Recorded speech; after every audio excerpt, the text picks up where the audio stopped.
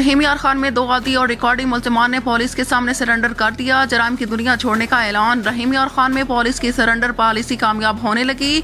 2 आदी और रिकॉर्डिंग मुल्ज़िमान ने SHO के सामने पेश होकर जराइम की दुनिया से तौबा कर ली।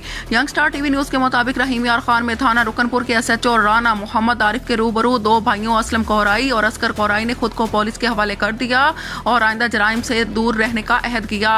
पुलिस के मुताबिक दोनों मुल्ज़िमान संगीन नौयत के तकरीबन 30 मुकदमात में रिकॉर्डी थे। मुल्ज़िमान ने अपने बयान में कहा कि वो जराइम की जिंदगी से तौबा करते हुए अब शरीफाना जिंदगी गुजारना चाहते हैं। इस मौका पर SHO राना मोहम्मद आरिफ ने मुल्ज़िमान की तौबा को खुशाइंद करार देते हुए कहा कि कानून के मुताबिक इनसे सलूक किया जाए और उम्मीद है कि वो आइंदा एक पुरअमन और बाइज्जत जिंदगी गुजारेंगे।